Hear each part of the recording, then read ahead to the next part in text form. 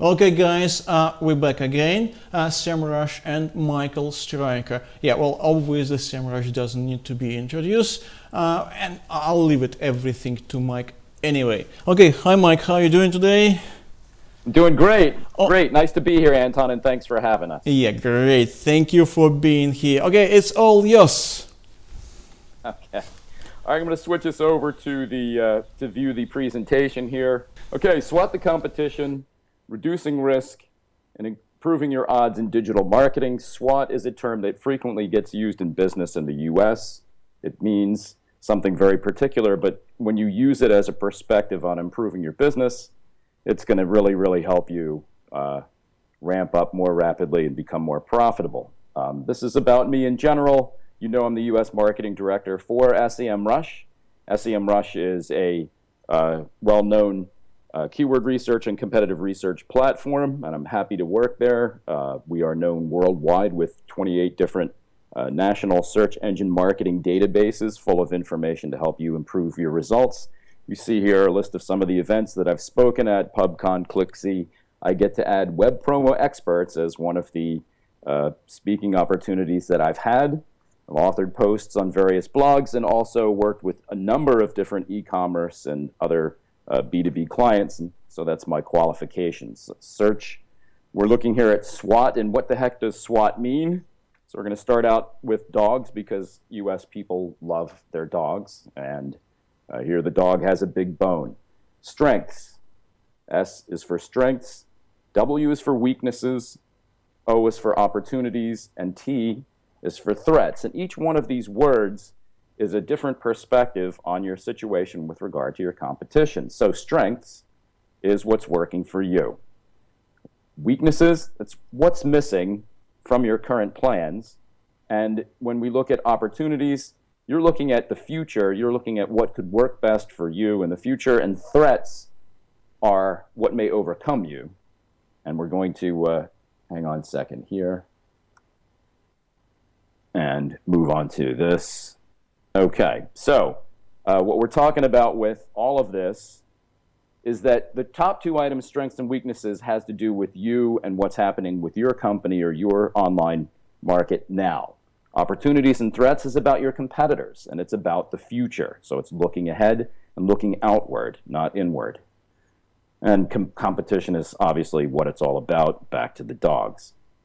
Sun Tzu, Art of War, popular book for business people in the U.S. To know your enemy, you must become your enemy. You can't do this without competitive knowledge. Why are we talking about search? Because 93% of buying cycles, at least in the U.S., start with online search, and that's from Marketo, a very well-known marketing automation software, and really a marketing juggernaut. So I want to tell you 4 quick stories, and I'm really going to try and get through all 4 of these in the time that we have allotted. So first is you are my strength. UX is my strength. 2, the invisible threat that ate my business. You don't want that to happen. Weakness that led to new opportunities. I'm going to identify that and how to find that. And then the missed opportunities and threats that are lurking at the bottom of the funnel. So you know we've talked about the online marketing funnel for purposes of e-commerce and buying. So story 1, you're my strength.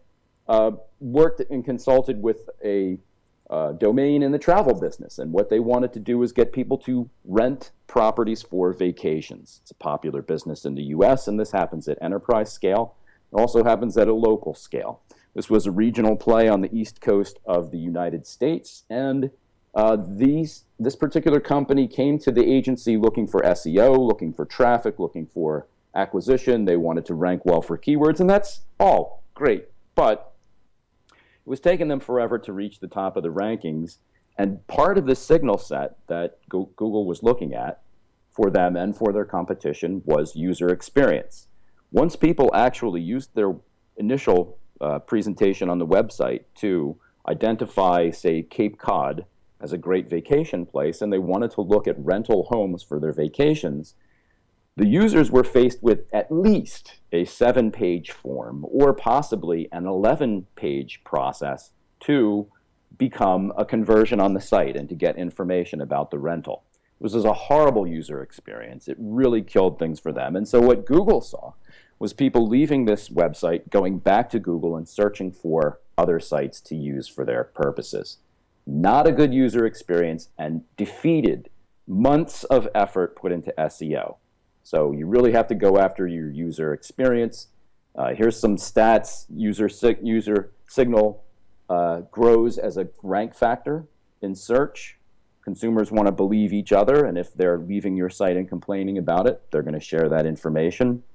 89% of marketers expect to compete primarily on customer experience, so that's a big shift in how people are approaching customer experience. You have to mature your website and how it deals with inbound customers and prospects. And then Adobe Quarterly said, remarkable customer experiences equate to positive social influence, and all of that's powerful. I have in this deck, which I'm hopeful that Anton will provide to you via Web Promo Experts, some great pointers about different kinds of tools that you can use for the various parts of your toolkit that affect how effective you are for SEO and CRO, which is conversion rate optimization. These solutions are ranged from cheap or free on up to the more sophisticated and expensive. And you can see that we have PPC tools, PLA tools, social tools, email, ROI. And I'm going to encourage you to get the deck afterwards and get exposed to that. An invisible threat ate my business. Another great story. I hope you will find this somewhat entertaining and also a good tale. In the case of this particular business, they were selling digital rights. They were, you can think of it as stock video footage or stock photos or perhaps, sound files. But whatever they were selling, and I can't tell you who this is, they were doing very well, and they were at the top of the rankings in Google, and they had managed to edge out the competition very, very handily, and they were not paying a lot for their Google AdWords bids. But over the course of a month's time, they saw their traffic start to erode from organic search. And then over another month, they saw their traffic and their rankings drop considerably. And where they used to be number one for most of their or all of their major keywords, they dropped to positions 2 and 3. And they saw their not just one competitor, but 2 competitors rise above them, losing traffic. And then by the 3rd month, when their bid rates for their keywords actually started to rise, and it became very expensive for them to pay for the traffic that they used to earn organically, well, about that time, 3 months in, they asked a boutique U.S. agency in the Philadelphia area by the name of Sear Interactive to give them some help and some insight in what was causing this, because they couldn't figure it out themselves. Now, this was an international company. This occurred in France. The company apparently had some native French speakers, but they couldn't work this out. It took this gentleman consultant in the U.S. about 20 minutes to take a look at SEMrush data about search terms and what was working for those competitors versus what was working for this company in particular, and identify that in the French vernacular, in the French language, common use, there were at least one, possibly 2 phrases that described the service, the product, emerging and becoming very popular in use, that this company was not even aware of, that people were using this new term to look for what they wanted, and this company had completely missed the boat. So having some local people to give them idea what was going on in the market might have prevented this, but even more so was the idea that you need to not have invisible threats. You need to see and monitor your keywords and those of your competitors on a routine basis and prevent this, because in the end, from what I understand, this company lost about $13 million in overall business. So you don't want to end up in that position. Don't let your threats be invisible. Be proactive, perform gap analysis, and compare your keyword set and your performance against those of your competitors. And then realize that, according to Google, 15% of all the search queries that are entered into Google every week are totally new phrases. So if you're not paying attention to what's emerging as far as being popular keywords, you're missing out on a sizable market. Here are free, again, to perhaps more expensive options, tools that can help you engage in monitoring and reverse engineering what is happening competitively, looking out for threats. Okay, the weakness. So we want to talk about a weakness. Weaknesses are okay to identify. You must identify them about your own business, but you then have to do something about them. As soon as you do something about a weakness, you're going to strengthen your position. So there is a client that I was working with and consulting at one time, and they had built their business around a exact match domain name for a particular kind of apparel. And the name was based on how that apparel was worn. So you have women looking for garments to wear when they go out and they go clubbing, when they go out and they enjoy themselves in the bars and taverns or whatever at night. And especially this had to do with the dance clubs. So there was a keyword that was used, floated them to the top of lots of searches, got them tons and tons of organic traffic, and they built a multi-million-dollar business on selling these items, and very, very competitively priced, did a good job. But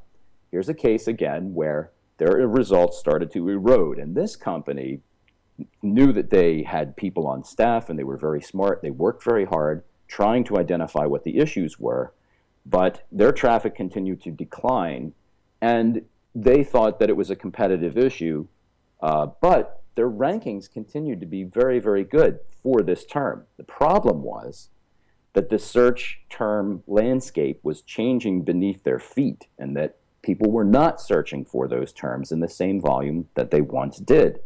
It took a quick look into Google Trends to identify that the terms that they were using, like clubwear, were less frequently searched, and that a downturn in the U.S. economy was actually making clubbing, which is an expensive undertaking with tickets to get in and then the costs of the drinks and food or whatever, this was becoming very expensive and going downhill. So this company was apparently not aware of this, and we researched lots of terms in Google Trends to show that their primary terms were going down, and there were others, including terms that you might not want to use, but things like slutwear were actually doing better than their favorite term. So you have to think about these things and realize exact match and keyword-based domain names, not well correlated with improved rank, actually correlated with downturns in rank, as of the latest information that we have from Moz and from Search Metrics in their own measurements of rank factors. Watch money, economy, culture, behavior changes, popular words changing over time. Realize that across large areas or multiple countries, vernacular, slang, colloquialisms, things that are used in language are very, very different. So in the U.S., if I live in the North, I call a carbonated beverage a soda. If I live in the South, I call it Coke. And if I live in the West, I call it pop. So that's pretty good.